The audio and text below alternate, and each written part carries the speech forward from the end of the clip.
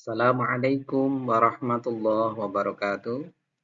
Sahabat Pendidikan Indonesia, saya Muhammad Nur Habibi, NIM 22811314444, kelas A29, jurusan PJJPAI, Fakultas Ilmu Pendidikan Tarbiyah dan Keguruan, UIN Cyber Syekh Nurjati Cirebon, akan berbagi ilmu pengetahuan tentang pendidikan agama Islam, wabil khusus materi tentang Khulafaur Rasyidin. Adik-adik sekalian dan para pembaca yang saya hormati, apa itu Khulafaur Rasyidin? Ya, barangkali ada yang sudah tahu dan ada yang belum yakin, bahkan ada yang belum mengetahui apa itu Khulafaur Rasyidin. Baik, akan saya sampaikan dulu pengertian atau rincian tentang apa itu Khulafaur Rasyidin. Ya. Sebelum nanti siapa sih yang termasuk Khulafaur Rasyidin? Di sini ada 4 pemimpin atau khalifah yang termasuk Khulafaur Rasyidin. Yang pertama yaitu Khalifah Abu Bakar Asy-Syiddiq. Kemudian yang kedua Khalifah Umar bin Khattab.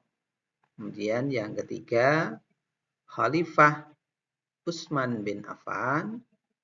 Yang keempat yaitu Khalifah Ali bin Abi Thalib.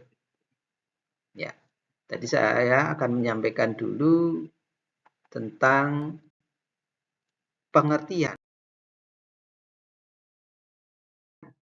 apa itu Khulafaur Rasyidin. Khulafaur Rasyidin ini berasal dari 2 suku kata. Yang pertama yaitu kata khulafa atau khulafaur. Kemudian yang kedua Rasyidin. Nah, menurut bahasa yang pertama khulafa. Khulafaur atau khulafa ini merupakan jamak dari kata al-khalifah yang berarti pengganti. Kemudian kata yang kedua ar-rasyidun, ar-rasyidin, jamak dari kata al-rasyid yang artinya mendapatkan petunjuk. Khulafaur Rasyidin berarti dapat kita artikan yaitu para pengganti yang mendapatkan petunjuk. Itu pengertian Khulafaur Rasyidin menurut bahasa. Kemudian sekarang adalah pengertian Khulafaur Rasyidin menurut istilah, ya, atau secara terminologi. Menurut istilah Khulafaur Rasyidin itu adalah para pemimpin umat Islam pengganti Rasulullah yang terdiri ada Abu Bakar, Umar bin Khattab, Utsman bin Affan, dan Ali bin Abi Thalib yang meneruskan perjuangan dakwah Nabi setelah Rasulullah Muhammad SAW wafat. Jadi sudah jelas sekali ya, sahabat-sahabat sekalian, bahwa Khulafaur Rasyidin ini bukan pengganti Nabi, tapi pengganti untuk menjadi khalifah atau pemimpin. Bisa juga mengganti dalam melanjutkan dakwah Nabi. Ya, baik, mari kita bahas satu-satu. Yang pertama adalah Khalifah Abu Bakar Asy-Syiddiq. Khalifah Abu Bakar Asy-Syiddiq ini dipilih menjadi khalifah atau diangkat menjadi khalifah ini tahun 632 Masehi. Kemudian menjadi khalifah sampai 634 Masehi.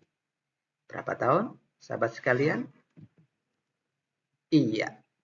Jadi sahabat Abu Bakar Asy-Syiddiq ini menjadi khalifah selama 2 tahun. Sangat singkat sekali. Karena memang beliau ketika diangkat menjadi khalifah ini sudah usia tua, kemudian sampai akhir hayat di tahun 634 beliau wafat. Nah, apa yang menjadi kebijakan penting atau prestasi yang telah dilakukan oleh sesosok Khalifah Abu Bakar Asy-Syiddiq? Yang pertama, Abu Bakar As-Siddiq itu memerangi kaum murtad. Karena pada waktu itu banyak muncul para nabi palsu. Ya. Kemudian prestasi yang berikutnya yang telah dilakukan oleh Khalifah Abu Bakar As-Siddiq adalah kodifikasi atau pembukuan dari Al-Quran. Dan yang ketiga, perluasan wilayah negara Islam. Nah, selanjutnya kita menganjak pada khalifah yang kedua dari Khulafaur Rasyidin, yaitu Khalifah Umar bin Khattab.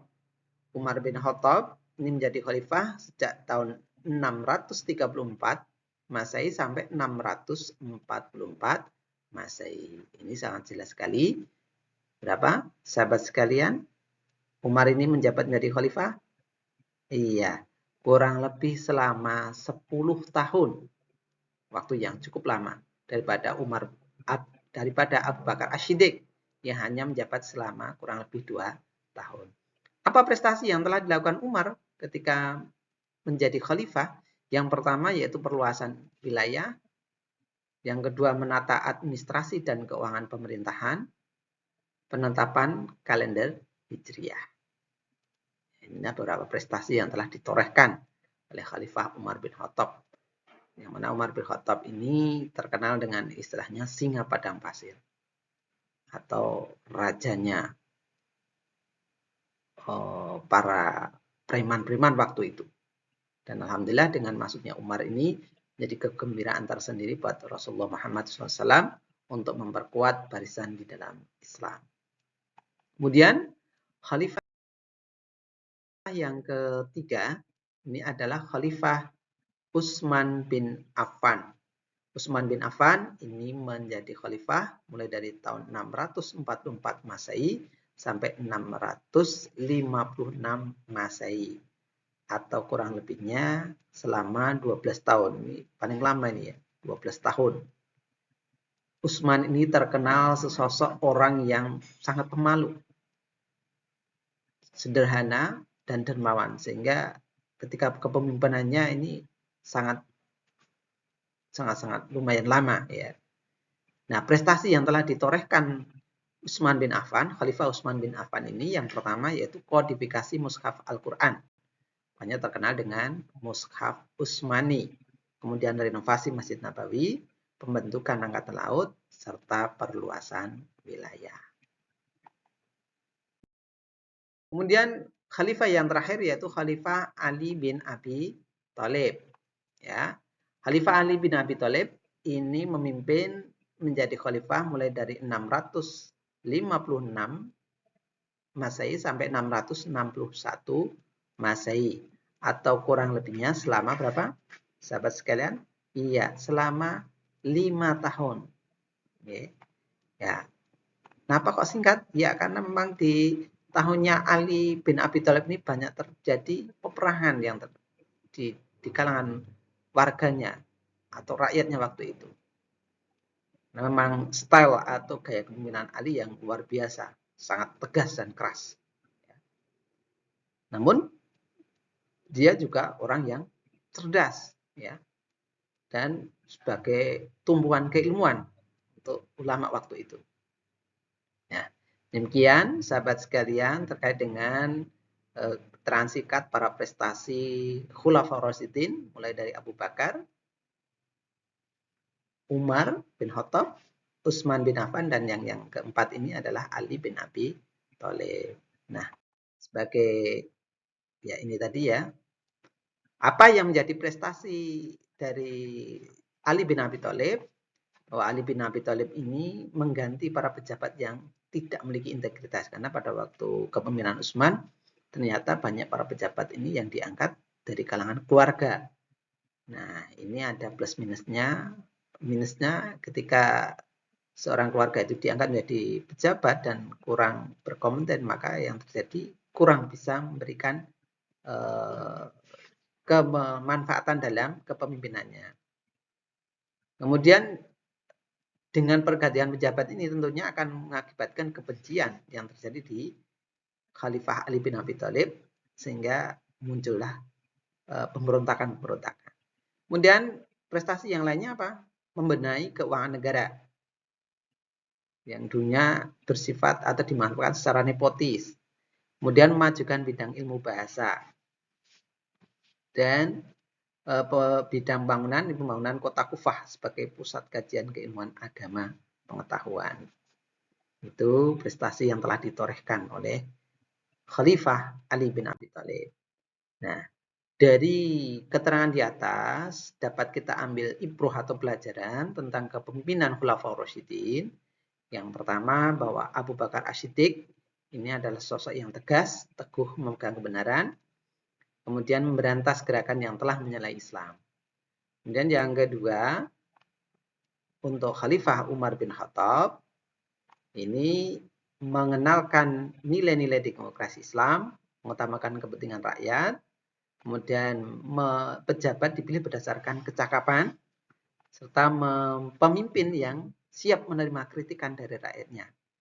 Umar ini ketika menjabat jadi seorang khalifah, dia bisa berani untuk turun tangan sampai ke rakyat-rakyat kecil, sehingga tahu betul bagaimana keadaan yang dialami oleh rakyatnya.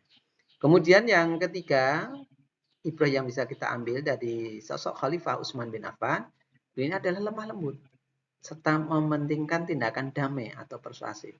Jadi dia kepemimpinan Utsman ini mengharapkan tidak ada singgungan-singgungan untuk pertikaian, serta mementingkan kepentingan rakyat. Kemudian yang terakhir, dari Khalifah Ali bin Abi Thalib, ini mempunyai sifat disiplin, tegas, keras, membela kebenaran, mementingkan keputusan yang telah disepakati, serta mengutamakan kebenaran. Sahabat sekalian, demikian tambahan wawasan keilmuan terkait dengan pendidikan agama Islam, terkait dengan Khulafaur Rasyidin. Demikian yang dapat saya bagikan. Mohon maaf atas segala kesalahan dan mudah-mudahan ada manfaatnya. Saya akhiri. Assalamualaikum warahmatullahi wabarakatuh.